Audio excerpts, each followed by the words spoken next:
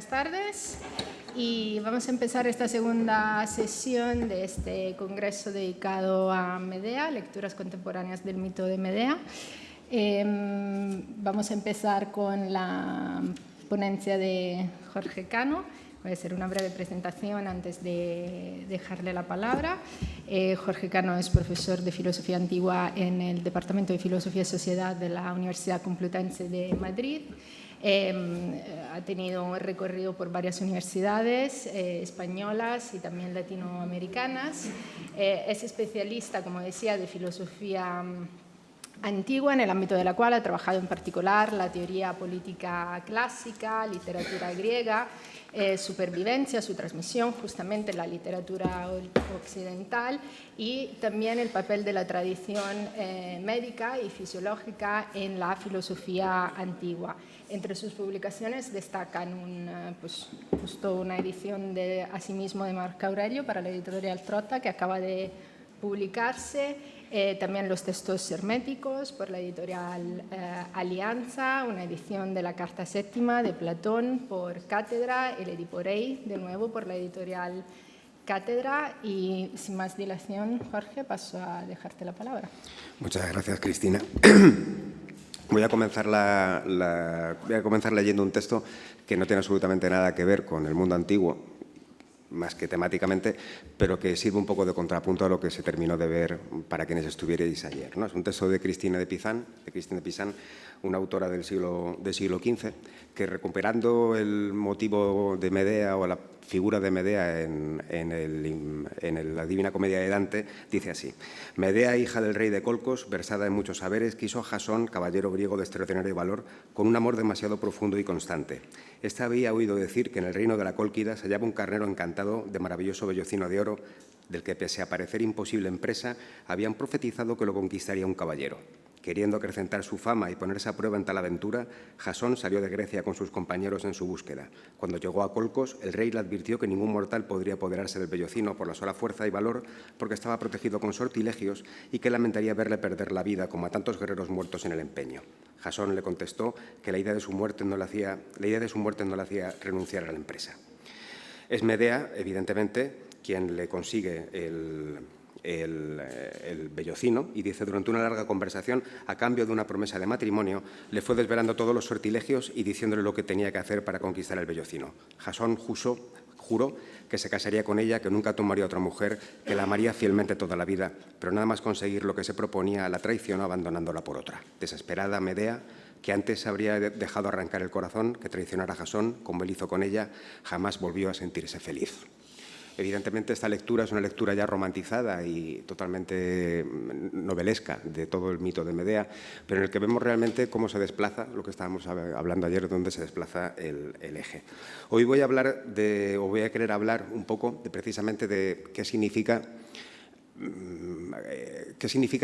o por qué se puede llegar a pensar que realmente la Medea de Eurípides es como una especie de lectura interesante también para encuadrar un problema bastante grave, que es un problema que tiene que ver con lo que sucede con alguien al que no se le permite ningún tipo de escapada, no se le permite ninguna salida.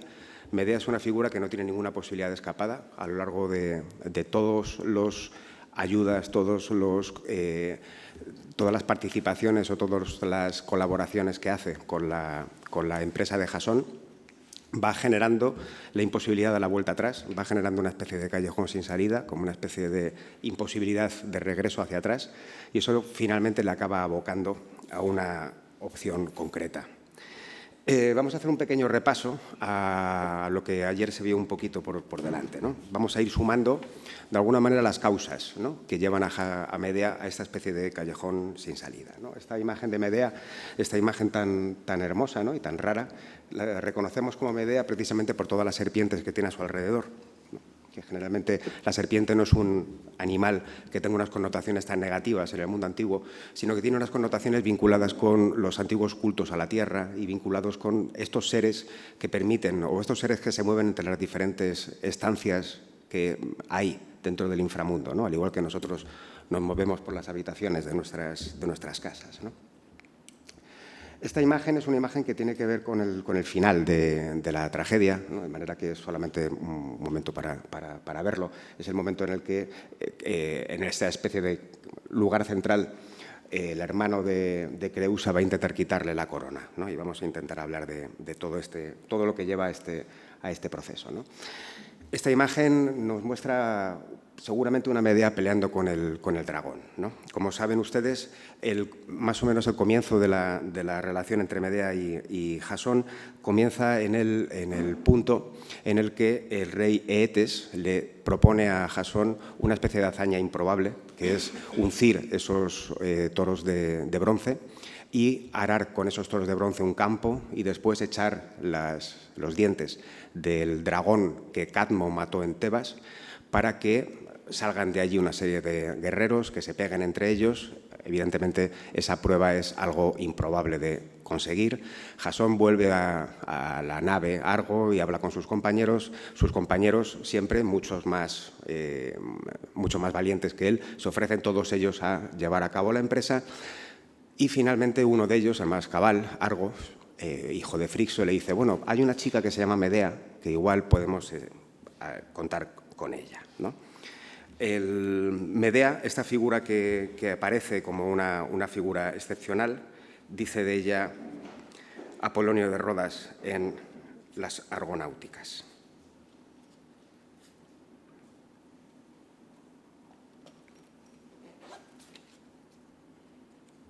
Perdón un segundo. Amigos, cierto que este es mi último recurso, pero creo que la protección de mi madre nos será de provecho.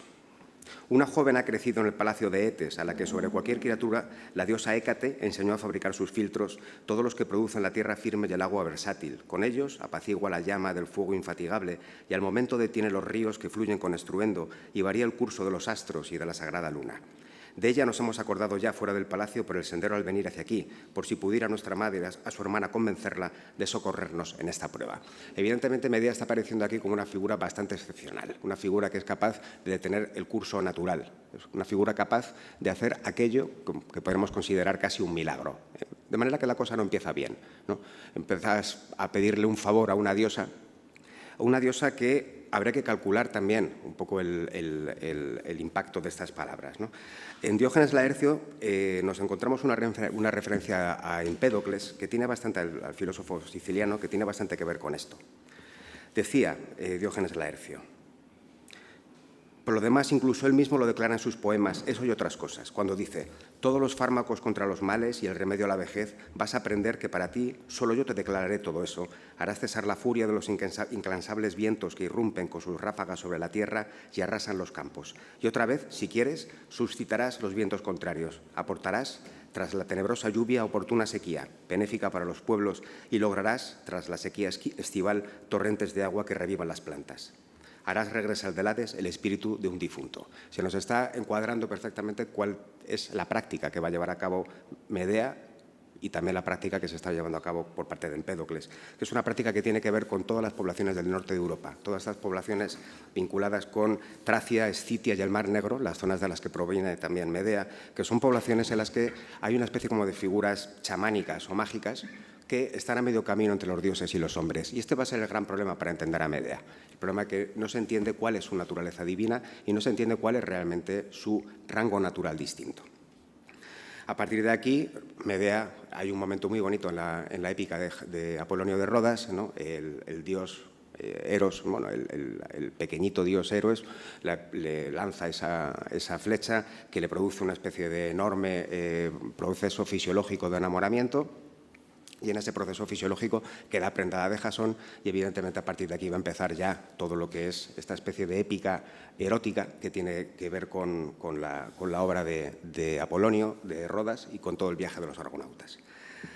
Son varios los momentos en los que Medea va a tener que intervenir en favor de Jasón, de manera que Jasón se acaba convirtiendo casi como una especie del CEO de una empresa, ¿no? Es alguien que cuyo único valor o cuya única virtud es saber rodearse de gente que hace bien las cosas, ¿no? Como principalmente sucede, me imagino que casi todos los que habéis trabajado os habéis encontrado con figuras de este tipo, ¿no?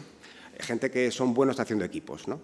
Entonces, Jasón es excelente haciendo su equipo, tiene a los mejores en cada rango, sabe que cada uno de ellos tiene un rango de acción distinto y ese rango de acción les permite a cada uno de ellos solucionar un problema concreto, un problema bastantes problemas serios, ¿no?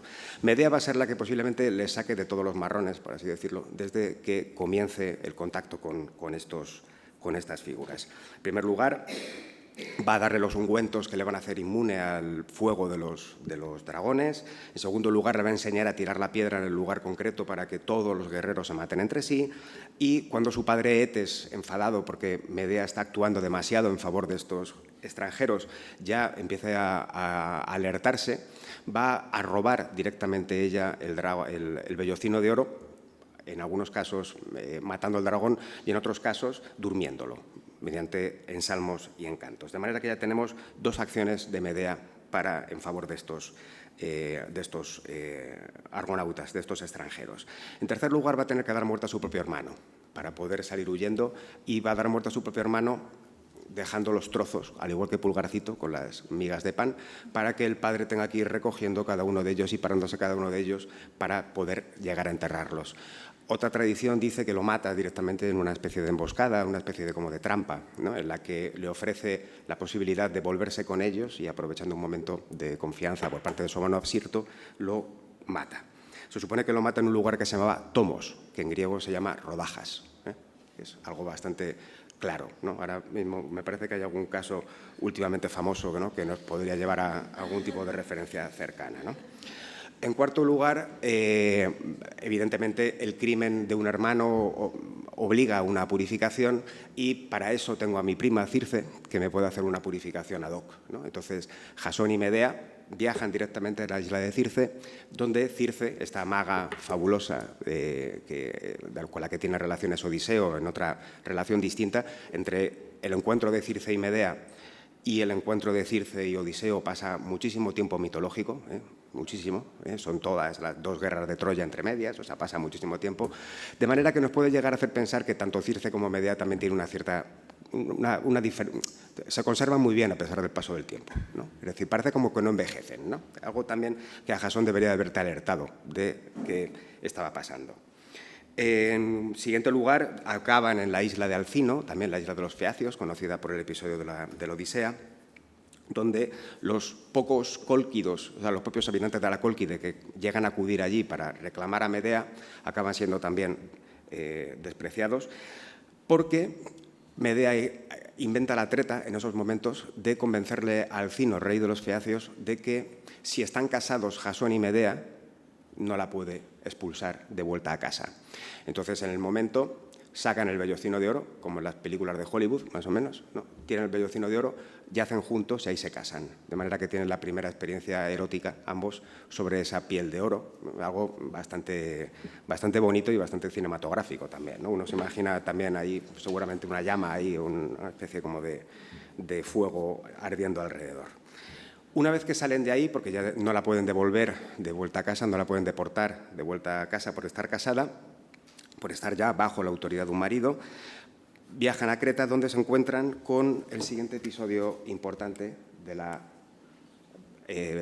tradición, que es el encuentro con el gigante Talo, un gigante que recorre la isla, que no permite que nadie quede en la isla, y un gigante que, al igual que sucede con todas estas criaturas excepcionales, tiene un punto débil que es una especie de tornillo que tiene en el talón, y Medea le quita el tornillo del talón, de manera que todo el ícor, toda la sangre de este gigante divino, acaba saliendo directamente por este agujero, de manera que ya pueden parar en Creta y avituallarse. De manera que, como vemos, casi todas las escenas importantes que tienen que ver con el periplo de vuelta de los argonautas, con el vellocino de oro, todas tienen a Medea como figura principal.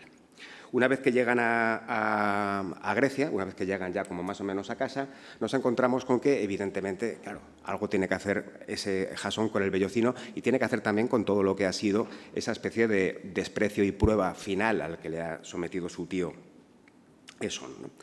Pelias, el tío de Jasón, que le había mandado a buscar el vellocino, tiene una serie de hijas, y Medea lo que hace para vengar, junto con su marido, para vengar esa especie de prueba final a la que le ha sometido Pelias, es demostrarle a las hijas de Pelias, como vimos ayer, que ella puede renovar cualquier cosa, ¿no? Entonces coge un carnero viejo, lo mete dentro de una olla y le echa las hierbas pertinentes y a partir de ahí el carnero sale rejuvenecido y le dices, bueno, ¿queréis que haga esto con vuestro padre? ¿No? Ya les hace, hay varios motivos, varias pruebas distintas. Evidentemente, claro, todo hombre quiere ser joven. Antes, no, en esa época, no había cirujanos estéticos y la necesidad de la magia le lleva directamente a Pelias, ahí le vemos de viejecito, a encaminarse directamente hacia la paella, ¿no? Hacia la paellera, para convertirse en un Pelias rejuvenecido, ¿no? Evidentemente, a Medea se le olvida la receta final y no echa las hierbas correctas, de manera que Pelias acaba hervido, cocido directamente en su jugo. Y Pelias, las hijas de Pelias y todo lo que es la familia de Pelias no ve con muy buenos ojos que Jasón y Medea queden en Iolcos, queden en Tesalia y evidentemente tienen que salir de casa, ¿no? De manera que todas estas pruebas que Medea ha hecho en favor de Jasón van a ser las que le determinan este viaje final a la estancia en la ciudad de Corinto, donde empieza toda la tragedia que ayer vimos, ¿no? Voy a leer un momento antes de hablar de referirme a un par de cosas solamente, ¿no?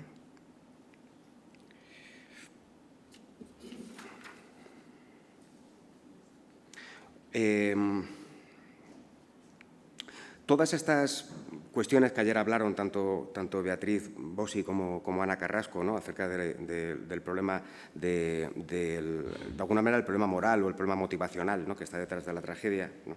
Va a ser un poco lo que voy a apelar, ¿no?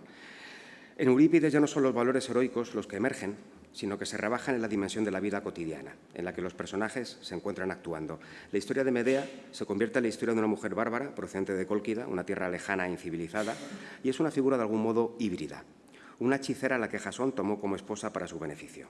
En Corinto es abandonada junto con sus hijos cuando el líder de la expedición recibe la oferta de casarse con la hija del soberano Creonte y, en consecuencia, el trono.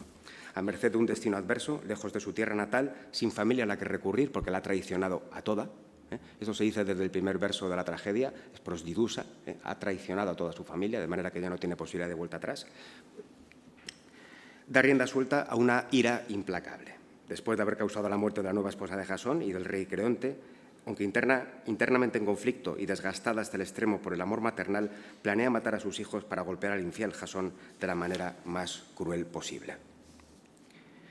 La tragedia, en la que el tradicional aspecto cultural de la historia emerge solo al final, se centra en el motivo del lecho abandonado, en la ruptura de la unidad amorosa entre Jasón y la protagonista. Medea transforma su pasión en una agresión implacable que contrasta dramáticamente con el amor de una madre por sus hijos. Así, después de muchas pruebas de devoción afectuosa y de amor incondicional, el odio obstinado, reemplazando el impulso erótico, la lleva a dominar los acontecimientos. Al final, con su fuerte agresividad, la protagonista se impone a Jasón, cuya conducta a lo largo del drama resulta sustancialmente subalterna y pasiva, al igual que es un héroe subalterno y pasivo en todo lo que es la épica argonáutica. Este contraste también pone de manifiesto la oposición entre dos sistemas de valores antitéticos, en los que la noción de justicia se expresa en fórmulas e interpretaciones irreconciliables. Jasón antepone el parentesco a los derechos maritales e interpersonales, ya que busca una condición social ventajosa para él y sus hijos, a través del matrimonio nuevo con la hija del rey Creonte. Medea, en cambio, actúa apelando al código de justicia recíproca, según el cual el marido debe pagar la pena por no haber cumplido su compromiso conyugal. Fortalecida por esta concepción, compartida también por el coro, aplica la ley del talión, pero al mismo tiempo es culpable de gibris, porque desafiando las normas sociales y la opinión pública, excede la medida justa, involucrando a víctimas inocentes en la venganza. El drama no propone un desenlace positivo efectivo, ya que se cierra paradigmáticamente con la puesta de relieve del significado de una realidad en plena crisis y al mismo tiempo con la manifestación de la naturaleza divina de Medea, quien, como Deus o Dea ex machina, funda el culto a sus hijos y establece los ritos en su honor en Corinto. Medea es un ejemplo antitético del modelo femenino griego. No muestra la sabia resignación y sumisión dictadas por la virtud femenina, la sofrosine, sino un comportamiento altivo y orgulloso, típicamente masculino y, por lo tanto, fuera de lo normal para una mujer griega. Medea no busca una reparación adecuada por el mal sufrido de manera pacífica, sino que busca una solución punitiva y violenta de tipo tribal. La venganza, que contrasta ahora con la concepción procesal de la justicia adoptada por la polis, así como prevista por el nomos y el ethos social. Se trata de una impugnación total a un modelo de organización social, de un ataque en bloque a los límites de lo permitido y una inversión de los roles de clase y de género.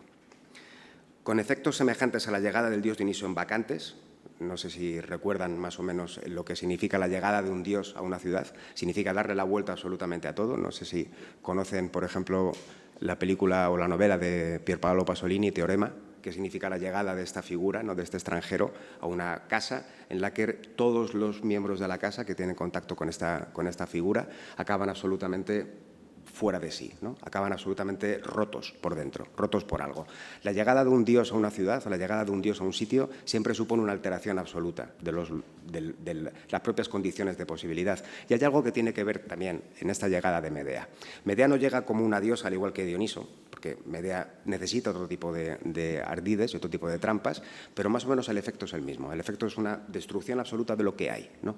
Por allí por donde pasa Medea no deja nada más que un rastro, un reguero absoluto de sangre, cadáveres y destrucción. De manera que hay algo en ella que evidentemente parece ajeno a una posibilidad punitiva, como ayer hablamos, ¿no? Medea es como una figura, es una fuera que introducida en la ciudad la hace explotar, como un mecanismo explosivo. Y hay dos cosas que quería un poco hablar, ¿no? Estas son imágenes sobre la muerte de Creusa, cómo se produce esta especie de momento de muerte, ¿no? Quería hablar solamente de dos cosas antes de terminar. Una de ellas es los regalos, ¿no? ¿Qué significan los regalos? No sé si hay recuerdo todavía del momento en el que se construye a Pandora en el texto de Hesíodo. Cuando se construye a Pandora, Hefesto lo que hace es coronarla, ¿no? Le da una corona absolutamente magnífica, ¿no? Dice Hesíodo: en su cabeza colocó una diadema de oro que él mismo cinceló con sus manos el ilustre Patizambo por agradar a su padre Zeus. En ella había artísticamente labrados, maravilla verlos, numerosos monstruos, cuantos terribles cría el continente y el mar. De ellos grabó aquel muchos, y en todos se respiraba su arte, cual seres vivos dotados de voz. El regalo es un regalo envenenado, al igual que al igual que Pandora es un regalo envenenado y un regalo absolutamente adornado de oro, y un regalo en el que están representadas todas estas figuras absolutamente terribles. Hay una especie como de guiño en el regalo de la diadema. La diadema de oro, una diadema de oro que Creusa, en la tragedia de Eurípides, con una especie de desprecio típicamente griego también a las mujeres, entendido como una idea de que lo que quiere es sentirse bella y lo que quiere es verse guapa, en cuanto ven el oro, se van directamente hacia él, ¿no? Al igual que va a pasar también con la cuestión de como va a plantear también Hesíodo en Teogonía. Y ese oro, que tanto se anhela, tanto se desea, que está tanto en la vestimenta como en la diadema, acaba siendo el resultado de ese regalo envenenado. Es curioso que el regalo envenenado se repita, ¿no?, en el caso de Medea, que lo que esté utilizando Medea es precisamente lo mismo que utilizarán los dioses para destruir, dicen, a los mortales con el regalo de la mujer. La segunda cosa que quería citar antes de hablar, que son otra referencia que no tiene absolutamente nada que ver con esto, es una cosa que es una inquietud que surge al principio de la tragedia. Cuando en el comienzo de la tragedia se escucha solamente la voz de Medea dando gritos de una manera obscena, está fuera de escena. Eso es lo que significa la palabra obsceno en latín. Fuera de escena se escucha solamente la voz y lo que está gritando ella es juramentos, juramentos, juramentos. La obra se estrenó en el 431 a.C. 431 a.C. es el momento en el que Atenas rompe los juramentos hechos con la Liga Espartana que habían puesto fin a la primera parte de la guerra del Peloponeso, la guerra arquidámica, a través de un conflicto que sucede con la vecina Corinto, con la ciudad de Corinto en Potidea, bastante lejos.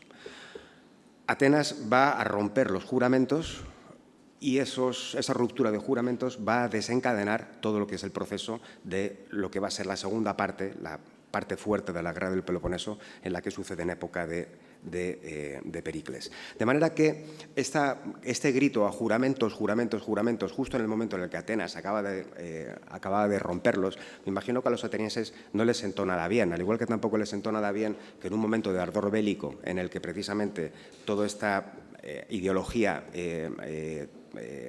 autóctona y este ultranacionalismo ateniense, este ultraimperialismo ateniense, que estaba directamente involucrado con la democracia ateniense, que iban a entrar en guerra, estaban preparándose con todo su valor guerrero para las primeras escaramuzas contra Esparta. Me imagino que no les sentó nada bien que una señora dijera en escena, bueno, un señor vestido de señora dijera en escena, algo así como de 1000 veces preferiría, ¿no?, estar delante de un enemigo vestida con mis armas a parir una sola vez. Eso es uno de los mayores desprecios que pudo escuchar alguien en esos momentos en escena. Es una obra que realmente está hecha para molestar. En todos los aspectos. Vamos, esa es mi teoría. Es una obra hecha para molestar, es una obra tremendamente incómoda. Si quedó la tercera y no fue apreciada, y sí que ha sido apreciada posteriormente, creo que fue más precisamente no por su arquitectura teatral, sino precisamente por toda la carga que tiene dentro, que es una carga totalmente contextual.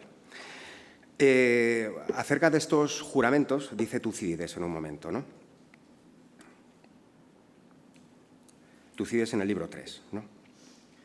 Mientras que el enfrentarse los unos contra otros con espíritu de desconfianza pasó a primer plano. No había ningún medio para reconciliar a los contendientes, ni palabras suficientemente seguras, ni juramento bastante terribles. Unos y otros, cuando tenían el poder, se hacían a la idea de que no había esperanza de estabilidad y se cuidaban más de precaverse contra cualquier contingencia que de llegar a confiar en la situación. Este clima absoluto de desconfianza, este clima absoluto de pérdida de referentes ante una condición bélica como la que viene, que en buena parte está sustentando todo este juego sofístico que está dentro de la tragedia, todo este juego sofístico que está en todas las razones de Jasón, en toda la posibilidad de engaño de Medea, tiene también un claro paralelo en uno de los coros de la tragedia de Medea, ¿no? Dice, las corrientes de los ríos sagrados, el coro del 410, las corrientes de los ríos sagrados remontan a sus fuentes y la justicia, y todo está alterado. Entre los hombres imperan las decisiones engañosas y la fe en los dioses ya no es firme. Pero lo que se dice sobre la condición de la mujer cambiará hasta conseguir buena fama y el prestigio está a punto de alcanzar al linaje femenino. Se ha esfumado el encanto de los juramentos. El pudor ya no tiene su asiento en la gran Hélade y ha volado hasta el cielo. Y tú, infeliz, dice a Medea, no tienes una casa paterna como fondeador de tus desgracias, sino que otra reina más poderosa que tu lecho domina en la casa. Nada más. Gracias.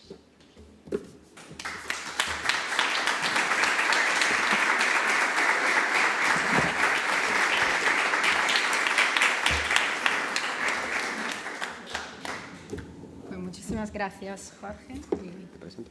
Como quieras. Bueno, ahora voy a hacer la labor de presentación por mi parte y voy a presentar a Cristina Basili, profesora de la Facultad de Filosofía de la Universidad Complutense de Madrid. Cristina comenzó la andadura en Bolonia, ¿no?, hace tiempo, pasando por Barcelona, pasando luego a la Carlos III, donde coincidimos una temporada, compartimos allí unos buenos años.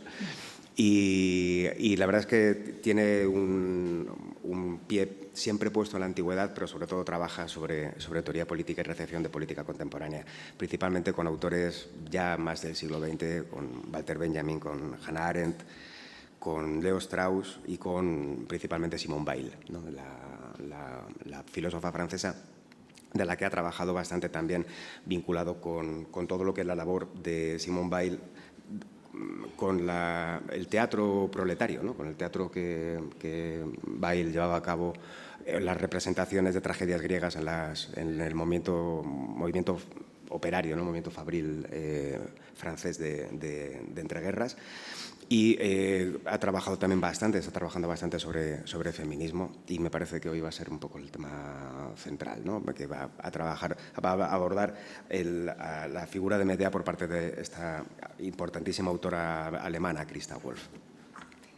Muchas gracias, Jorge. Gracias también por la coordinación de estas magníficas jornadas, así como agradezco al Círculo de Bellas Artes siempre apoyar este tipo de iniciativas. Yo lo que voy a hacer igualmente es retomar... ¿Se me escucha bien? Es retomar esta tradición que mencionamos ayer, ¿no?, que estuvimos debatiendo, la mencionó en particular Ana, de fuentes anteriores a Eurípides que nos permiten imaginar, pensar o imaginar, más bien dicho, otra Medea, ¿no? A una Medea otra. Esta Medea otra sería una mujer fuerte, determinada, independiente, libre, salvaje. Es decir, una mujer, como has subrayado tú también, Jorge, que no está alineada con los estándares de comportamiento de la época y que, sin embargo, es todo lo contrario de la bruja malvada, de la asesina despiadada, rencorosa y celosa que llega hasta el acto extremo de matar a sus hijos, ¿no? Que nos devuelve la tradición, marcada sobre todo por las tragedias de Eurípides y de Séneca que analizamos ayer. Voy a hacer todo esto pues, de la mano, efectivamente, de una de las interpretaciones más importantes en la época contemporánea, por lo tanto estamos ya en el siglo XX, de Medea, que es la interpretación de esta escritora alemana, Christa Wolf. Es una interpretación en la de Christa Wolf fundamental que marca un giro fundamentalmente en las interpretaciones recientes de Medea, en las interpretaciones también contemporáneas del mito y sobre todo es un hito de las interpretaciones en clave feminista, ¿no? Ahora lo veremos. ¿Qué es lo que tiene de relevante la interpretación o de original la propuesta de Wolf? Pues muchas cosas, en particular tienen que ver con este intento de devolverle a Medea su voz, de liberar la figura de Medea de la misoginia y de las fantasías masculinas, así la defines, heredada por la tradición. La cosa pero es también más compleja que esta y pues a lo largo del tiempo que tengo a disposición lo que voy a desglosar es una posible línea de lectura de esta tragedia y lo haré desde el punto de vista, como decía Jorge, de la filosofía política, que es mi ámbito de investigación, y quizás para poner a esta Medea en una constelación de heroínas trágicas, entre las cuales está también Electra, está Antígona, ¿no? Que han sido recuperadas y reinterpretadas por algunas pensadoras contemporáneas. Christa Wolf no es una filósofa, es una escritora, es una intelectual, pero se presta muy bien su obra a este tipo de interpretación en la medida en que, como veremos, y esta es mi hipótesis interpretativa, la cuestión fundamental de su reescritura de Medea, que se cumple en esta novela, Medea, Voces, de 1996, es justamente, decía, la cuestión fundamental es la cuestión del poder, el problema del poder. Vale. Entonces, lo que voy a hacer es, en varios pasos, presentaros una lectura justamente de esta obra, teniendo en mente lo que son, en mi opinión, los aspectos fundamentales que la lectura de Wolf nos permite analizar, nos permite analizar. Y esta cuestión es, como decía, el problema del poder, pero también el problema de la solidaridad entre poder y patriarcado, asimismo el problema de la crítica de la razón occidental y del fundamento, por así decirlo, de toda comunidad. En otros términos, los que nos permite observar esta reinterpretación, esta reescritura de Medea, es este vínculo entre polis y polemos, entre ciudad y guerra, si queréis, entre política y violencia, que estaría a la base de toda nuestra civilización. Voy a hacer esto en 3 pasos. En primer lugar, os voy a presentar una breve biografía intelectual de la autora para contextualizar la obra, porque esto es muy importante para comprender qué es lo que está haciendo Christa Wolf, en qué momento y por qué lo está haciendo de esta manera. Y luego voy a dar un par de claves de lectura formales de la novela, porque, como os decía, no es un tratado esto de filosofía política, sino que es una novela, hay que leerla como tal, como una obra de literatura, y finalmente pues voy a analizar estos temas que os decía más bien con unas pinceladas, más bien para abrir a la discusión y al debate. Bueno, os decía que voy a empezar con una biografía de Christa Wolf, que es una autora nacida en 1929, que murió en 2011. La primera cosa que hay que recordar es que se trata de una figura fundamental desde el punto de vista político de la que ha sido la Alemania del Este, Tanto es así que no se puede llegar a separar su producción intelectual de lo que son los acontecimientos históricos y políticos que marcan su vida, en particular, evidentemente, la Segunda Guerra Mundial, el régimen nazi, la caída del muro de Berlín y la posterior unificación de Alemania. Es importante recordar así también su compromiso con el socialismo de la RDA, su compromiso constante. Se trata de una intelectual, por tanto, comprometida, una intelectual crítica del régimen, que no llega nunca a renegar el socialismo, que siempre considera el socialismo como la única alternativa posible al fascismo y, como muchos otros intelectuales en ese momento, incluso llega a oponerse a la reunificación del país, de Alemania. ¿De acuerdo? Woolf se consideraba a sí misma, por tanto, una escritora socialista, y consideraba, sobre todo en las primeras etapas de su trayectoria intelectual, que estaba encarnando la voz de una generación, justamente aquella del 29, que tenía la tarea de confrontarse tanto con el pasado nazista como de ayudar a la construcción de la sociedad socialista. Es una escritora que ha tenido un enorme reconocimiento tanto nacional como internacional y justamente por su capacidad de mantener una tensión constante con el gobierno en el marco de una negociación sobre los procesos justamente de democratización y de ampliación de libertad en su propio país. Esto le ha procurado un estatuto casi paradójico de disidente leal, por decirlo de alguna manera. Y eso se evidencia en particular en su controvertida relación con los servicios secretos de la RDA, que en un primer momento, que digamos pasan de tenerla entre sus filas como informadoras a pasar posteriormente a controlar sus movimientos, algo que le provoca a la escritora un enorme trauma, depresiones y etcétera. Esto provoca también una desconfianza creciente, ¿no?, que se evidencia sobre todo en el periodo de la primavera de Praga, por lo tanto estamos a finales de los años 70, hacia las posibilidades de un socialismo real que, sin embargo, ella considera que hay que criticar siempre desde dentro, ¿no? Su primera aproximación hacia el mito en clave feminista se da con otra obra que no es Medea, sino que es Cassandra, de 1987. Y este libro sí que lo escribe en plena carrera a las armas nucleares entre Estados Unidos y Unión Soviética.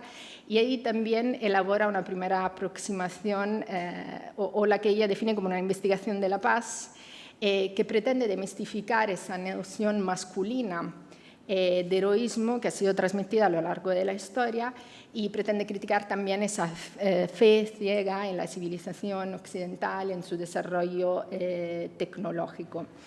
Sin embargo, para encontrar las raíces o lo que es el contexto, el trasfondo de su lectura de Medea, hay que esperar hasta los años finales de los años 80, ¿sí? Y a los eventos relacionados, decía, con la caída del muro de Berlín y la reunificación de Alemania. Porque la reunificación produce una especie de casa de brujas que somete la autora a una intensa campaña de difamación justamente por sus supuestos vínculos con los servicios secretos.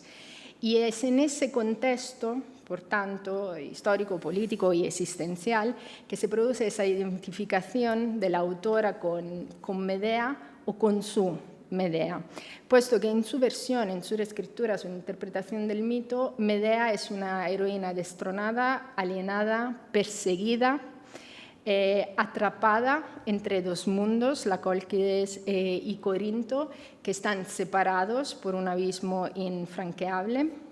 Y de esta manera una primera lectura de su obra podría llevarnos a identificar esa nostalgia por la lejana Cólquides que atormenta a Medea a lo largo de la novela con una representación de la desaparición de la RDA, mientras que Corinto llegaría a representar lo que es la Alemania reunificada en búsqueda de chivos expiatorios, en este caso Medea, sobre los cuales edificar y legitimar el nuevo orden.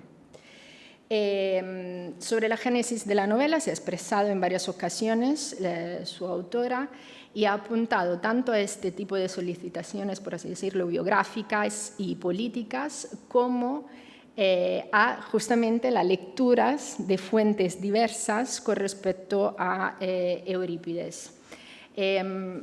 Por lo tanto, en su obra encontramos, por un lado, esta necesidad de preguntarse, en palabras de la propia Woolf, el por qué necesitamos nuevamente, siempre, constantemente, sacrificios humanos, chivos expiatorios, ¿de acuerdo? Aquí está la grande cuestión filosófico-política detrás de su relectura. Y, por otro lado, también una curiosidad, una duda derivada de un enfoque feminista, aunque creo que no llega en ningún momento a definirse como tal, pero sí una atención a la condición de la mujer. Una duda, decía, generada por la lectura justamente de algunos artículos que proponían una crítica de esta versión tradicional del mito, marcada en particular por la lectura de Eurípides. Y ella lo dice claramente, la voy citando, dice, como a todos los que pregunté, conocía a Medea tal como la representa Eurípides, ¿no? Por lo tanto, voy parafraseando un poco porque es larga la cita, esta mujer bárbara de Oriente, ¿no? Que hemos visto a lo largo de estos 2 días, inflamada por el amor a Jasón, que le ayuda a robar el bello encino de oro, por lo tanto, traicionera, que huye hasta Corinto, que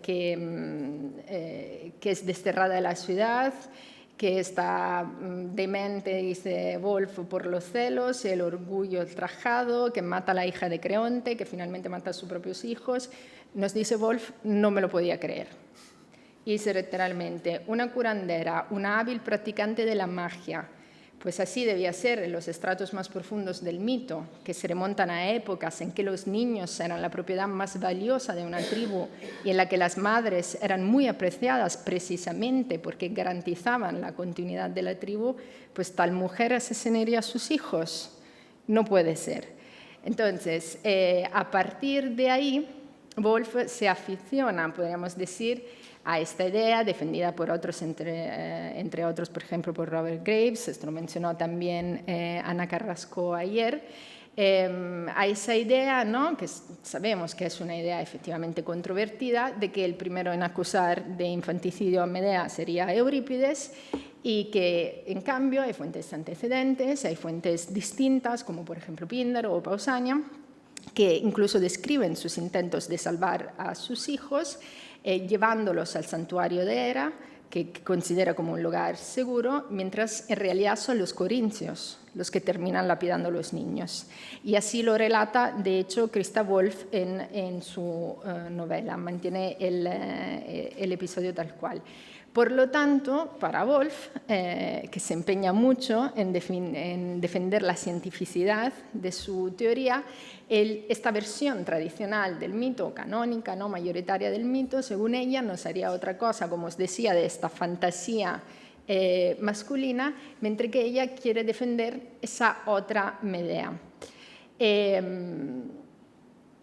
¿Cómo lo hace? Es decir, por un lado, pues defiende la cientificidad, tiene también un diálogo con arqueólogas y con otros estudiosos sobre estos temas, se da cuenta que en realidad hasta cierto punto se puede llegar, ¿no? Es imposible encontrar la verdadera Medea, pero bueno, recupera esta teoría. Por otro lado, esta teoría de una Medea, digamos, esta lectura feminista de una Medea a otra era algo que estaba ya circulando en otras escritoras alemanas en esta época que seguramente Christa Wolf conocía, aunque luego ha sido su novela la que ha tenido más éxito.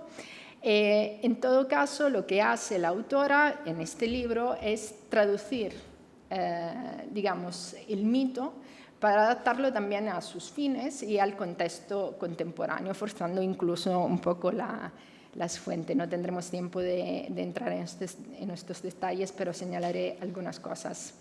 ¿Qué es lo que hace Medea en esta novela, que ya no es una tragedia? Se trata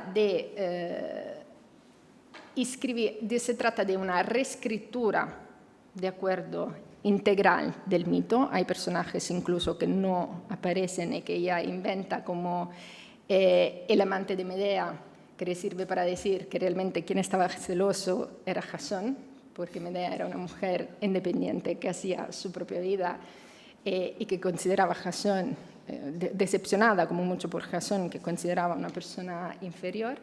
Y todo este tipo de lecturas, en todo caso, tenemos que ubicarla también en el ámbito de un renacimiento, podríamos definirlo así lo han definido los estudiosos, de las versiones de Medea en la época contemporánea, en particular claramente en las lecturas feministas. ¿Qué tienen en común todas estas lecturas feministas? El hecho básicamente de criticar, de tener una perspectiva mitocrítica, podríamos decir, y criticar esa monstruosidad de Medea, para, en cambio, aprovechar del mito para ir analizando y para ir reconociendo los dispositivos de poder a lo que podía estar sometida Medea, como otras mujeres de su época, justamente debido a su condición social, ¿no?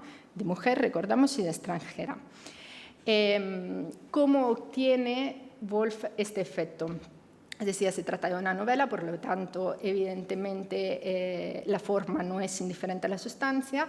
Lo tiene por medio de la reescritura de la trama, por una forma original que ahora comentaremos, y también por el estilo de la escritura.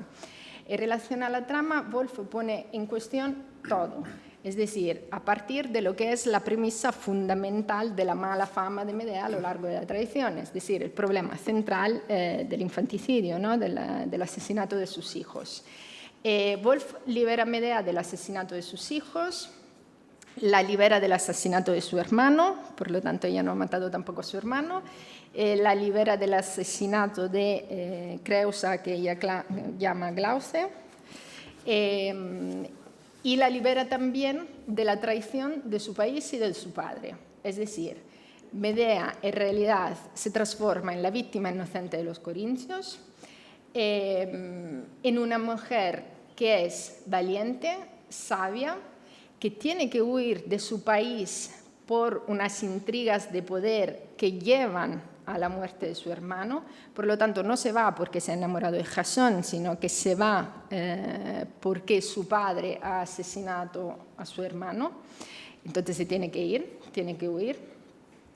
Y la atracción que sí mantiene Woolf dentro de la novela para Jasón pasa a ser un elemento del todo secundario, digamos. Medea es una curandera que trae consigo una sabiduría antigua en la novela, vinculada a una cultura no violenta y matriarcal como sería la de la Cólquide, y esa cultura que ella lleva consigo termina chocando con el racionalismo abstracto y la sociedad patriarcal de los corintios, que someten a sus mujeres y que la consideran como una bárbara, una primitiva, justamente por sus costumbres libres y su inteligencia insumisa. Medea termina siendo perseguida porque justamente descubre un secreto que está detrás del poder del rey Creonte, el secreto que funda el reino del rey Creonte, y termina siendo, como decía, la víctima inocente de unos juegos de poder que la consideran o la toman como el chivo expiatorio por parte de una serie de juegos, digamos, como consecuencia o como efecto de una serie de juegos de palacio, fundamentalmente. Y es por eso que termina desterrada, se le echa la culpa de la peste y de todo lo malo que pasa en la ciudad. Está dentro de esta intriga tejida a su alrededor, incluso por parte de figuras cercanas, y sus hijos finalmente serán matados por la turba enfurecida en búsqueda de estos sacrificios humanos. ¿Cómo se estructura la novela? La narración, os decía, el título es Medea, voces, y la narración asume justamente la forma de una polifonía, ¿de acuerdo? ¿Qué quiere decir? Que cada capítulo lleva el nombre de un personaje y trata y nos cuenta, digamos, la historia de Medea a partir del punto de vista del propio personaje. Evidentemente, tenemos también el punto de vista de Medea en varios capítulos. ¿Por qué es relevante esta trama polifónica? Porque representa, justamente, escenifica este sujeto mítico como el producto de una mitopoiesis fabricada por los demás, pero también por la propia Medea. Medea participa a la creación de su propio mito, mientras que en realidad su imagen también se compone de distintos fragmentos, cada uno de los cuales encierra una partícula de verdad. La estructura es casi pirandelliana, podríamos decir, como si Medea no pudiera existir fuera de las estructuras que la narran, ¿no? Sin embargo, se trata de una polifonía solo a un nivel más superficial, en la medida en que pronto la escritora lleva al lector a identificarse con el punto de vista de Medea. O sea, enseguida nos damos cuenta de que la razón está de la parte de Medea. Pero en todo caso, esta estructura, como os decía, tiene el objetivo de enseñarnos, ¿no?, de hacernos ver el mecanismo por el cual se construye la figura de Medea tal como nos ha sido transmitida por el mito. Y este mito es el resultado, según la autora, de una serie de gestos difamatorios, ¿no?, intencionados, que pervierten el significado con fines políticos de las acciones de Medea, convirtiéndola en una bruja malvada y en una asesina despiadada, cuando ella fundamentalmente solo quería hacer el bien, curar y ayudar. Se trata también, esto es importante, de un enfoque dialógico, por lo tanto, es decir, intrínsecamente político, que pone en evidencia dos aspectos. Por un lado, que solamente existimos en los discursos de los demás. Me he convertido en Medea, afirma la protagonista, ¿no?, parafraseando a Séneca. Y por otro, que la propia realidad, es decir, los hechos, pueden ponerse en discusión. Es decir, la realidad es fruto de los discursos, es fruto de las interpretaciones, ¿no?, suponiendo que los hechos sigan existiendo, dice Medea en la novela, afirma Medea en la novela. Con esto apunta evidentemente al proceso de constitución del mito, como decíamos, pero no solo. Es decir, que si pensamos en las vicisitudes personales de la autora y pensamos también a estas consideraciones que apuntan a los mecanismos persecutorios del poder totalitario, pero de todo poder en general, pues podemos ver cómo es una característica del poder la de apropiarse de los discursos de veridificación, de apropiarse el derecho de determinar la realidad y rediseñarla hacia sus fines, ¿no?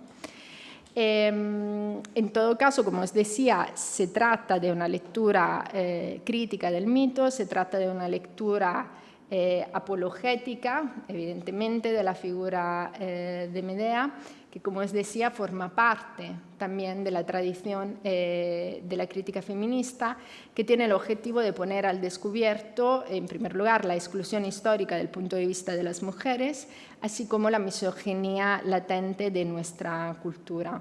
Quiero citar unas líneas de Adrienne Rich que explica bien este aspecto.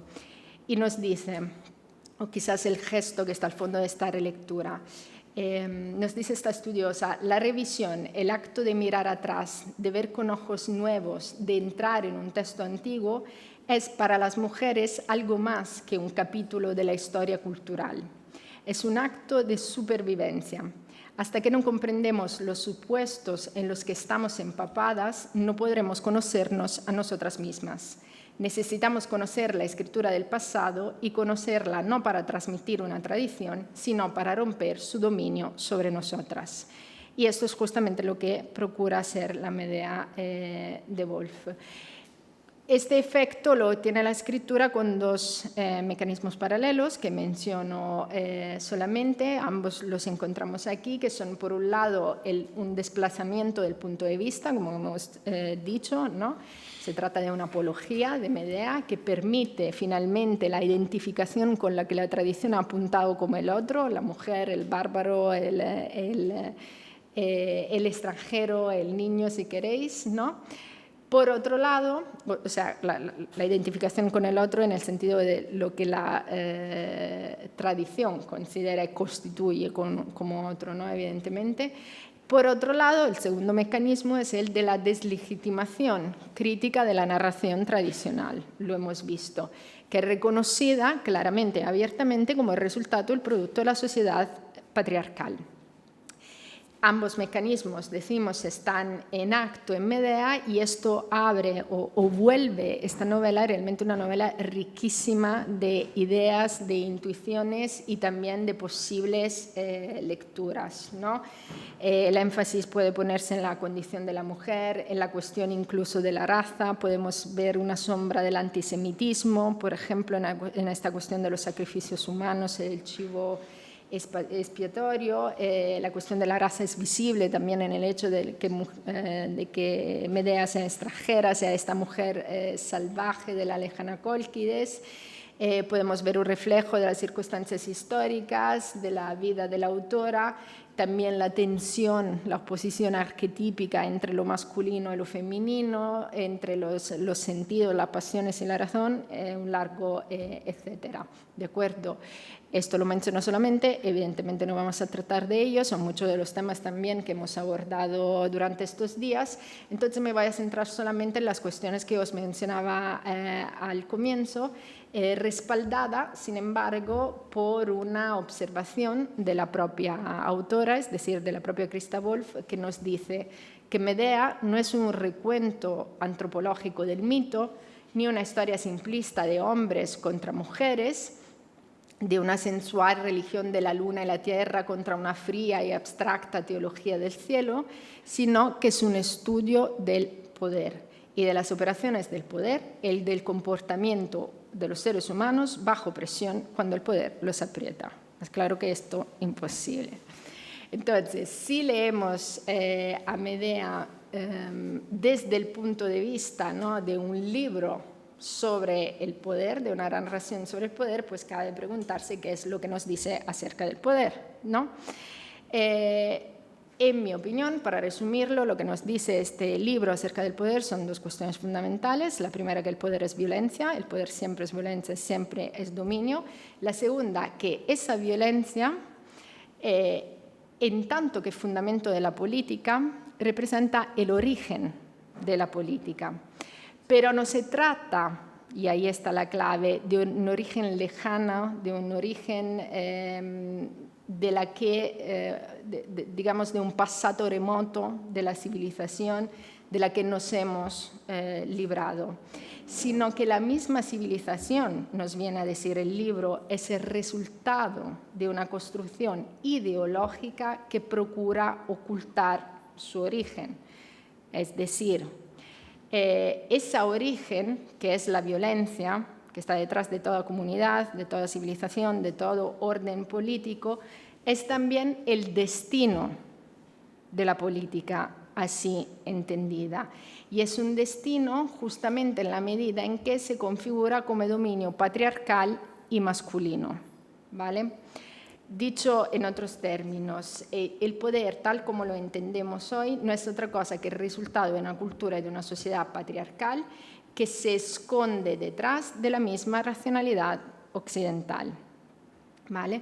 La razón, por lo tanto, como ya apuntaban Horkheimer y Adorno en la dialéctica de la Ilustración, no es neutra. No solo no es neutra, sino que no es tampoco una herramienta de emancipación, sino que es una herramienta de dominio, de dominación. Es cómplice de esa dominación y es parte integrante de los dispositivos de legitimación del poder y del dominio, ¿vale? A esta idea se le añade en esta novela también una lectura de este dispositivo como algo que forma parte de lo que se ha venido llamando por parte de la crítica feminista como el falologocentrismo. ¿De acuerdo? Esta es una expresión que encontramos entre otras en una autora como la filósofa italiana Adriana Cavarero, que menciono porque justamente la propia Wolf pone una cita de Cavarero al comienzo en el epígrafe del último capítulo del libro, ¿de acuerdo? ¿Qué quiere decir esta expresión falologocentrismo? Pues apuntar justamente a lo que he dicho, a la solidaridad entre razón y poder en el ámbito de una cultura patriarcal. ¿De acuerdo?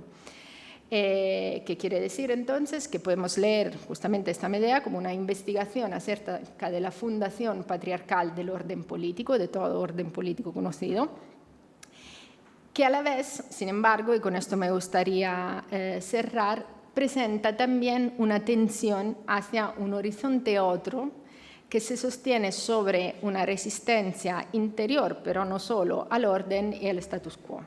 ¿De acuerdo? ¿Cuánto tiempo me queda? 10 minutos, ¿no? Menos, vale. Bueno, ¿cuánto he hablado?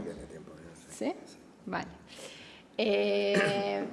Son dos, voy a intentar ser breve, son dos puntos de partida que construyen esta estructura dentro del libro. El primero tiene que ver con la acronía. ¿Qué quiere decir esto?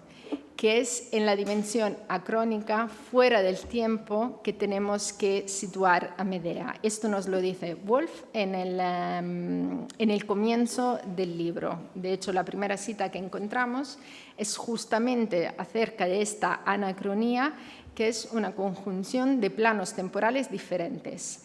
Los antiguos vienen a nosotros, ¿no? Digamos, la membrana del tiempo, por así decirlo, se acerca y por medio de este cortocircuito de la historia podemos rescatar las voces de todos, quizás no en un tono benjaminiano, de todos aquellos que han sido expulsados por la historia, ¿no? ¿Qué quiere decir esto? Que esta mirada crítica que nos ofrece Medea, de alguna manera, es una mirada crítica, por lo tanto, hacia la civilización occidental en su conjunto, no solamente hacia su pasado, sino hacia nuestro presente, y revoca la ideología del progreso, o la utopía, si queréis, del progreso, que queda interrumpida justamente por ese anacronismo del dominio patriarcal, que estaba presente en la época de Medea y está presente hoy en día. Por lo tanto, esa figura vuelve a nosotros y interrumpe la linealidad del tiempo. ¿De acuerdo? Esta sincronía es también un cortocircuito, como os decía, y se cortocircuita ese tiempo justamente a través de la duda, ¿no? De la duda que hemos mencionado al comienzo, que es la que permite derrumbar ese sistema cerrado, ¿no? Lo llamaba Woolf en el libro, consintiéndole a Medea salir de la oscuridad del desconocimiento. Solamente porque dudamos, ella puede hablarnos y nosotros podemos encontrarnos a nosotros mismos a través de ella, de su figura, ¿no? La obra empieza con un delirio por parte de Medea, que está entre el sueño y no se entiende si está despierta, si está durmiendo. Tiene fiebre, una fiebre muy alta, y empieza a recordar ese secreto innombrable que ella ha descubierto.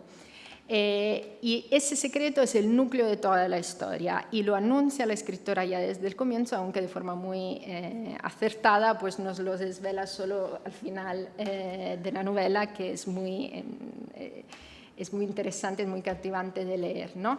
Lo hemos dicho, la verdadera culpa y la única culpa de Medea es aquella de haber descubierto este secreto que está detrás del poder de Creonte.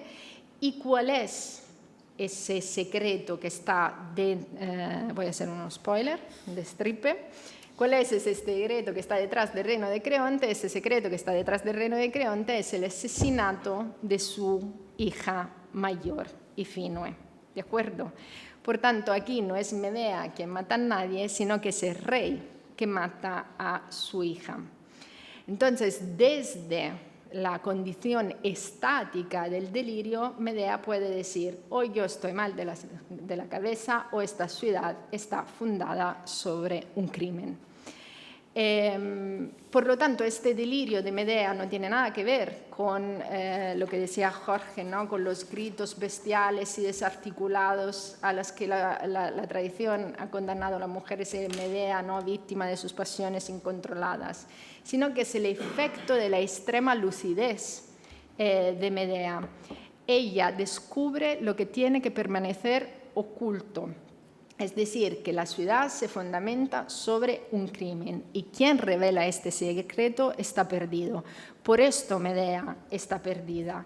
Está perdida porque la autorrepresentación de la civilización griega se basa justamente sobre su superioridad con respecto a los bárbaros, en la que en un primer momento cree la misma Medea, que nos dice: cuando llegué aquí a Corinto, refugiada en la deslumbrante ciudad de rey Creonte, pensé con envidia, ellos no tienen secretos.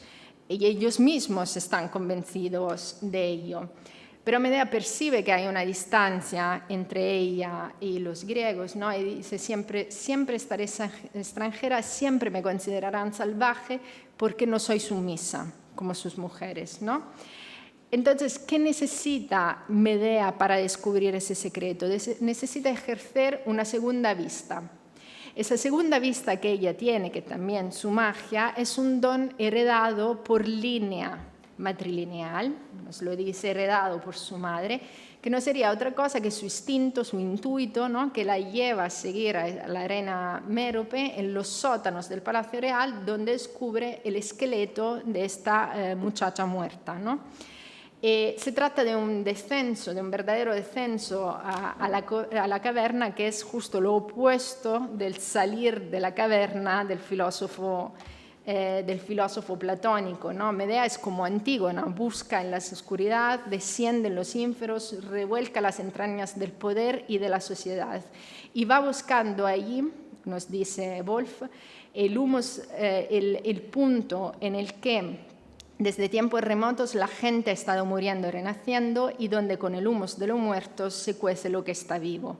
Aquí la referencia es un culto de la madre, de la diosa de la muerte, ¿no? Hacia tiempos inmemorables.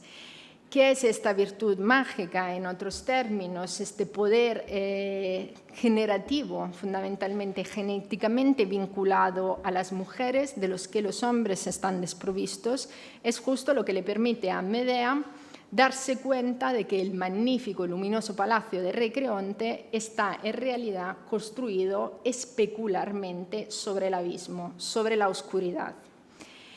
La mujer bárbara, entonces, es aquí literalmente un speculum, ¿no? Como diría Lucy Irigaray. Es decir, no solamente es un espejo que reenvía al poder la imagen horrible de su lado oscuro, sino que es un espejo cóncavo, es un espejo que refleja y deforma, que devuelve al que le mira una imagen siempre inesperada, que muchas veces no es la imagen deseada. Es decir, Medea nunca reacciona a los que hacen los demás, está fuera de esa lógica del poder.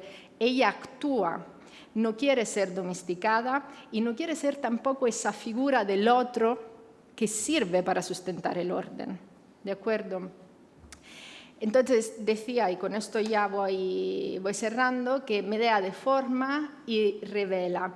¿Qué es lo que revela? Pues revela este horror, pero que no es el mismo horror de los crímenes innombrables que encontramos, por ejemplo, en la tragedia de Séneca, ¿no? Sino que es casi un horror ontológico, por así decirlo. Es el horror de Medusa, es el horror de aquello que no puede mirarse. ¿Qué es lo que no puede mirarse? El hecho del abismo, el hecho del fundamento ausente, el hecho de que detrás del poder no hay otra cosa que el asesinato.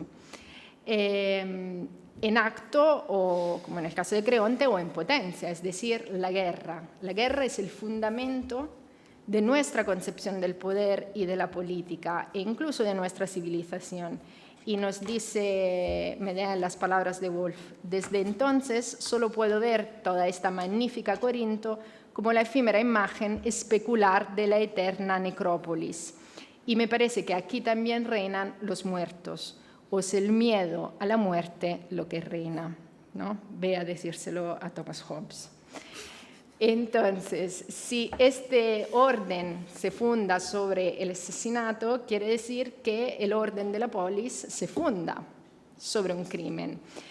Aquí lo que es interesante, sin embargo, es que sí, en el caso de Antígona, por ejemplo, este mitologema de la lucha fratricida que está detrás del orden queda claro, ¿no? Los dos hermanos se matan entre ellos. Aquí hay algo más, porque lo que viene, el asesinato aquí es de una muchacha que estaba a punto, nos cuenta Woolf, de fundar un dominio matriarcal. Por lo tanto, esto que nos dice, dos cosas. En primer lugar, que la identidad de la polis se funda sobre una identidad que es la del hombre adulto libre y excluye por completo la potencia generativa de la natalidad y de las mujeres. Y nos dice también que el verdadero secreto es este, es decir, no solamente que el crimen es lo que está detrás del orden, sino que detrás de ese fundamento ausente, por así decirlo, está desde siempre la sumisión de las mujeres. Esto es el secreto del falologocentrismo que mencionábamos antes, ¿no? Y es interesante que, por ejemplo, todo esto se represente dentro de un orden que está todavía en condiciones de entenderlo, porque ayer, por ejemplo, hemos escuchado varias de las pistas en las que la propia tragedia de Eurípides y Séneca hay conciencia de esa sumisión de las mujeres. Y con esto ya termino. Entonces, si esto es así, ¿no?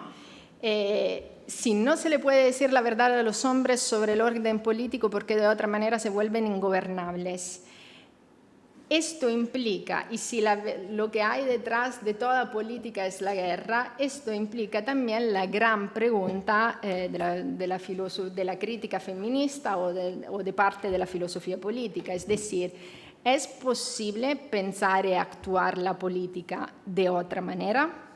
¿No? A lo largo de la novela parece que aflora efectivamente una respuesta que sin embargo está entre el realismo y la utopía, pero es interesante ver cómo Medea en la novela tiene un círculo suyo propio, algunos vienen de Creta, ¿no? Entre los cuales sus amantes, y ellos manifiestan una forma de pensar y de actuar distinta, ¿no? En primer lugar, derrumban la frontera entre lo público y lo privado y lo que generan es una práctica afirmativa, generativa justamente de vínculos que pasa por la cooperación, la ayuda, la relación, el amor, el cuidado, ¿no? El étimo de Medea para Woolf es la que trae consejos, la curandera, ¿no? Y es a través de esta práctica, si sobre todo la firme oposición a la lógica del poder, que Medea sigue los derroteros de esta otra razón, una razón poética, la llamaría Zambrano, y también de otra forma de concebir las relaciones y, por tanto, la política. Y quizás es solamente de esta manera, ¿no?, que la necrópolis que la polis puede dejar de ser reflejo de la necrópolis. Sin embargo, ¿es posible esto o no? El libro termina, y termino yo también con la última línea, hemos hablado de la cronía, por lo tanto Medea fuera del tiempo, y dejando también Medea sin ningún lugar, es decir, proyectada en un horizonte utópico. La respuesta queda ahí y dice Medea en las últimas líneas: ¿es posible un mundo, un tiempo en el que yo pueda estar bien? Aquí no hay nadie a quien pueda preguntar. Y esa es la respuesta. Muchas gracias por la atención.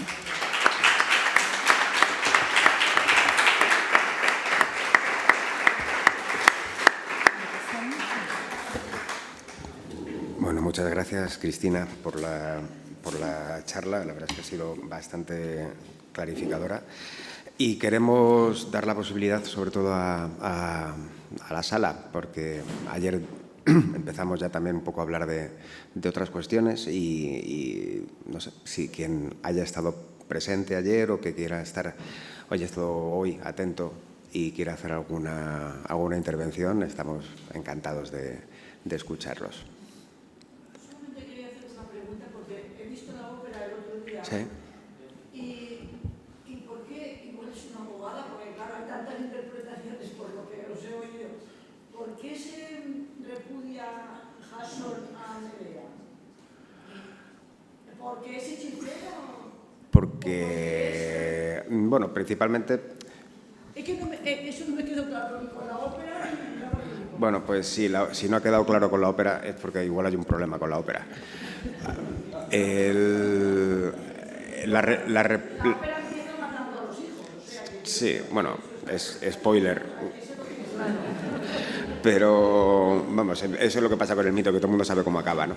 La repudia porque, evidentemente, Medea no es una línea de transmisión genealógica dentro de lo que es una estructura de poder político, como estaba comentando ahora Cristina. Medea es una fuera. Medea no tiene ningún tipo de lugar donde Jasón pueda llegar a reintegrarse como rey. Entonces, Medea es, al igual que le pasa a Teseo con Ariadna, que es un mito paralelo, en parte del mito de la mujer abandonada, queda abandonada porque en el fondo es alguien que es incómodamente integrable dentro de lo que es una comunidad política. Y luego, por otra parte, Jasón no puede volver a su casa, a su lugar de origen, a Iolcos, porque acaba de matar al rey, ¿no? Y claro, ahora el regreso o la implantación de Jasón en un nuevo reino implica que sea en un sitio distinto. En Corinto se le ofrece ese trato como de ser rey a cambio de abandonar a Medea y a sus hijos y de iniciar una nueva genealogía. De manera que el ataque de Medea, precisamente matando a los hijos, es la negación total. O sea, Medea le borra la posibilidad de ser rey, en todo caso, ¿no? Esa es una impugnación absoluta hacia ese orden que estaba hablando Cristina. O sea, no vas a tener ni los hijos propios para poder ser rey en el futuro, ni te vas a tener una mujer con la que casarte y tener hijos futuros. O sea, lo dejan en la misma situación de abandono en la que está ella. Pero Jasón la repudia justamente por sus ambiciones, claro, políticas. Bueno, y como decíamos ayer también, porque ya han pasado un tiempo, ya los hijos de Medea son mayores, hay algo ahí ya como que él necesita casi empezar una nueva vida, por así decirlo. Es decir, sería legible desde muchas partes, ¿no? Pero básicamente es porque él quiere ser rey y con ella no puede. Sí. Sí, en esta lectura es ella quien repudia a Jasón, porque es un hombre que no está a su altura, ¿no? Yo, que me identifico un poco con su línea de trabajo de filosofía política, me fascina que Christa Wolf eligiera Medea porque lo que hay en los comunistas alemanes después de la Segunda Guerra, después del nacionalsocialismo, es una perfecta tragedia que viejos espartaquistas como Piep o Walter Ulbricht, que son presidentes de la DDR, acaben integrándose en un régimen puramente staliniano y de terror, que la propia Christa Wolf, como usted ha dicho al inicio, por encima de todo sigue creyendo en el socialismo, bueno, claro, seguirá siendo marxista, pero lo que hay en la DDR y en los otros países ni es socialismo, ni por supuesto es comunismo. Entonces, me produce ternura en estos sujetos que han vivido en la República Democrática Alemana, que son incapaces de salir, bueno, el propio Bertolt Brecht, ¿no?, que son incapaces de salir de ese vórtice en el que de una manera delirante se ven atrapados, como Medea en la tragedia de Eurípides, ¿no? Es muy interesante que al final esta mujer, Christa Wolf, escriba una novela sobre Medea, porque Christa Wolf es Medea. Todos los sujetos, digamos, que no han sido sometidos o poseídos por el poder staliniano son Medea. No sé cómo lo ve usted. Sí, muchas gracias por este comentario, estas observaciones. Y no, absolutamente el mecanismo de identificación está ahí, el conflicto trágico también está ahí. De hecho, la posición de la autora en este sentido es compleja y es bastante matizada también, ¿no? A la vez de que hay un progresivo abandono en la posibilidad de cualquier tipo de socialismo real, se mantiene un tipo de perspectiva marxista y se sigue viviendo en la imposibilidad ¿no? De alguna manera, que es justamente lo que devuelven también las líneas finales, y además esto viene con un enorme coste vital por parte de la autora, ¿no? Que escribe esta novela después de casi, si no me equivoco, 11 años sin producir nada por el trauma recibido, por la difamación y la persecución y por su propio estado. Bueno, nosotras habíamos estado hablando ahora, porque entre las reflexiones de ayer y las de hoy nos hemos dado cuenta y nos ha llamado la atención de que la única versión feminista, digamos, como tal, es en la que se le quita la culpa a Medea. O sea, parece que la única versión en la que Medea puede ser feminista es en la que es una víctima más de todo y no ha hecho nada mal. Y nos parece, bueno, no sé, queríamos saber un poco vuestra opinión, que nos parecía que realmente el resto de Medeas también pueden ser en su propia forma feministas, o sea, que la única manera no es quitando la culpa, no es quitarle lo que ha hecho. ¿Puedo? Estaba deseando esta pregunta. Así que muchas gracias, porque de hecho tenía varias consideraciones, pero lo he dejado y a ver si salía en el debate. No he apuntado, pero sin embargo que se transformaba en víctima inocente. Eso es justamente uno de los problemas que tiene este tipo de lectura, como la de Woolf, ¿no? Estoy con vosotras, no nos hace falta una Medea inocente para que sea feminista. Pero es cierto que la posición de la propia Woolf es más matizada, y gracias porque me permites aclararla. Es decir, Medea es inocente no en absoluto, es inocente de los crímenes que le imputan sus enemigos, ¿no? Es inocente de los crímenes que le imputa una tradición que es fundamentalmente misógina. Pero esto no quiere decir que ella sea totalmente inocente ni ingenua.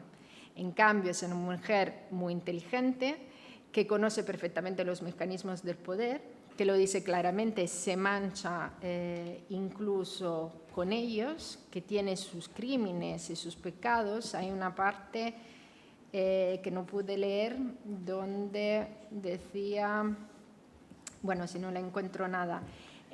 Sí, lo sé desde hace tiempo, dice Medea, hasta el que se burla del gran engranaje tiene su parte en él. Pero, sin embargo, es una mujer libre en la medida en que no tiene miedo a sus pasiones o ideas desviadas, desenfrenadas o malas, ¿no? Las acepta, las engloba en ella. Entonces, en ese sentido, sigue siendo arquetípicamente la mujer salvaje, es decir, la mujer que no rehúye su lado oscuro. Y por ahí va más bien la cuestión también en la novela de Woolf. Pero es cierto que es una lectura bastante apologética, y interesante sería dejarle un par de crímenes y ver qué tal. Sí, yo he intentado un poco exponer precisamente eso, o sea, lo que significa la impugnación. Es decir, que básicamente es, no quiero jugar con... O sea, vuestras cartas están marcadas, ¿no? Es lo que le está diciendo continuamente. O sea, las cartas están marcadas. O sea, tus hijos para ti no son tus hijos para ti son la opción de un reino, ¿no? Es decir, hay toda una especie como de juegos bastante vinculado también con todo lo que es la problemática sofística que tiene la novela, es decir, los juegos de las razones, cómo funcionan las razones de uno y otro, y cuando las razones realmente se están viendo que son casi mecanismos operativos dentro de una especie de teatro de sentido, que no tiene ningún tipo de referente real, son excusas lo que están dando. Eso en Tucídides se ve muy bien. O sea, las causas precisamente de la guerra del Peloponeso, él entiende la guerra como algo que hay unas causas reales y hay una serie de excusas que se van dando como posibilidades de causa. Continuamente se están dando uno a otro prófasis, se están dando esa idea como de, bueno, excusas, ¿no? Bueno, más o menos algo que puede llegar a colar como razón, pero realmente ninguno de ellos está funcionando dentro de un plano de la razón.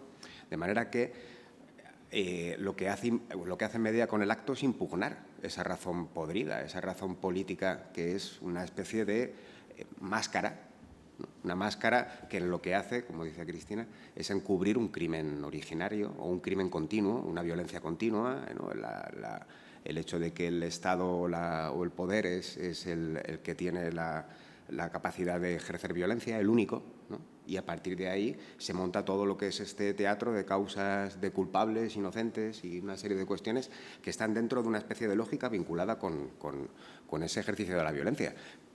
Y ella, con su gesto, lo que hace es impugnar absolutamente todo. O sea, las cartas estaban marcadas. Pues lo que va a hacer es destruirlas. No hay juego. Yo lo entiendo así. O sea, yo entiendo Medea desde ese punto de vista, desde esa ruptura radical de la posibilidad de ese entorno de la polis podrida, de un entorno que está justo en el momento en el que se está viniendo abajo. Es el año que comienza el declive, ¿no? Decía Page, el comentador, uno de los comentadores importantes de la Medea de Eurípides, que Atenas no tuvo una época victoriana. O sea, no tuvo un momento de su vida, una época más o menos y tal, y luego una caída, como sucedió con Inglaterra. Atenas llegó a la cima en el 430 y cayó en picado al tiempo. Y eso es lo que se está viendo en esa obra. Esa obra es un testimonio de un tiempo. Y en ese sentido Eurípides no es el que acelera el proceso de degeneración de Atenas, como dice Nietzsche, sino que es alguien que está dando cuenta o que está artísticamente dando cuenta de algo que está ahí, que es esa ruptura del pacto de sentido, esa ruptura de la idea de que la política está basada en un consenso, en una especie como de idea común.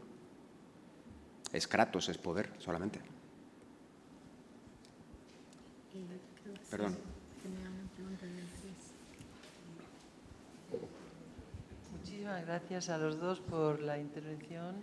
Yo creo que nos hemos dado cuenta todos de que en un caso Medea es culpable, es hechicera, ya viene de lejos los crímenes que comete, como nos ha tratado de mostrar Jorge, y en el otro caso es, como dicen las chicas, más bien inocente, ¿no? Yo creo que Medea es feminista, la Medea de Eurípides, ¿no? En este sentido, ustedes piensen que Jasón tiene estas ambiciones políticas, económicas, de poder, ¿no? Se ha casado en secreto con esta princesa por estas razones, quiere tener una descendencia real, ¿no? Y ella es la castigada, ¿no? O sea, la que aquí molesta es Medea. O sea, Medea tiene que irse de aquí porque aquí tenemos nuestros planes, ¿no? Montados, ¿no?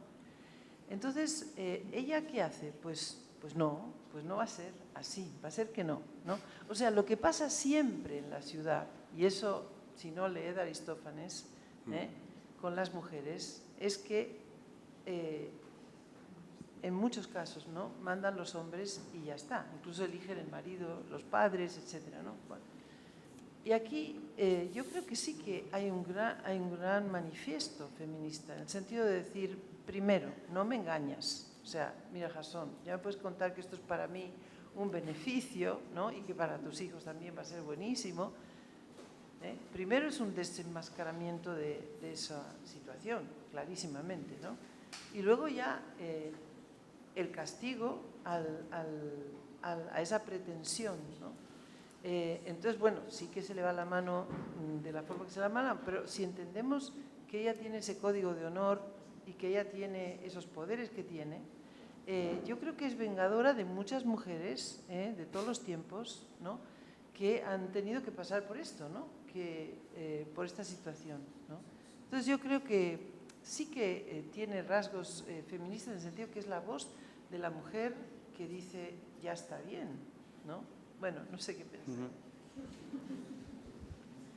Sí, además es alguien que maneja muy bien también los códigos del poder, porque ella viene del poder, ella es realeza también, ¿no?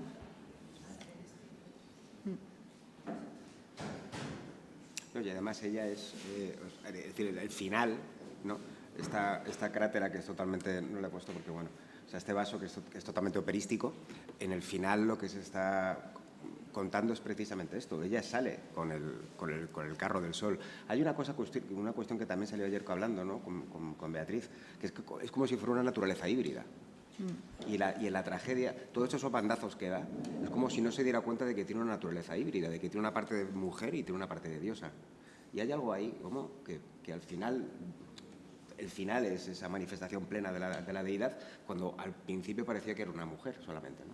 Claro, yo me voy, pero triunfando. O sea, sí que me voy por el exilio,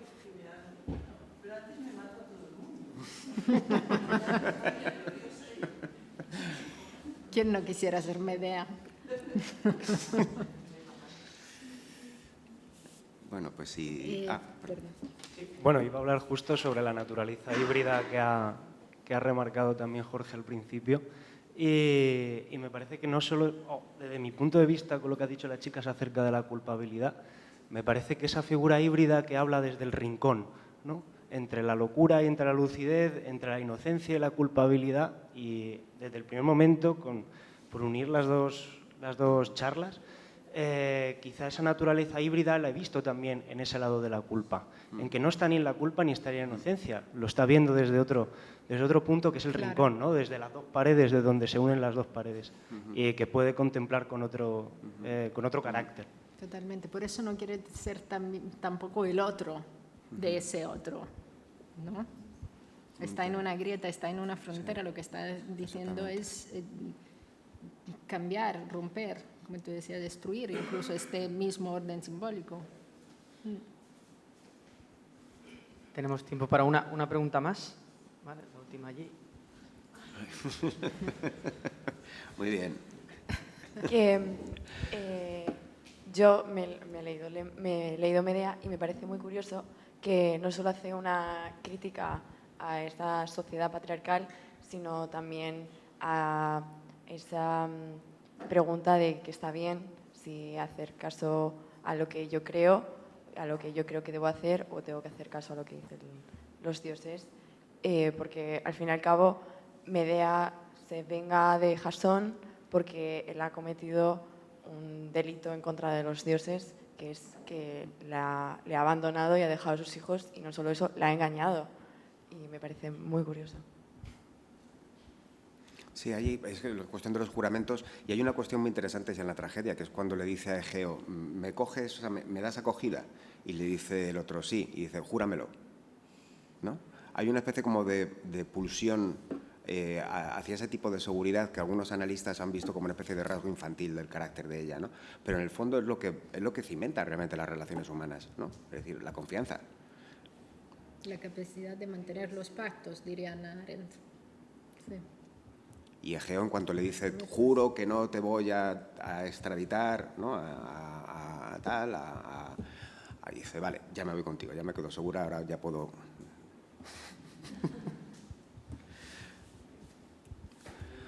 Hemos terminado. Sí, bueno, pues muchísimas gracias, espero que haya sido de vuestro interés.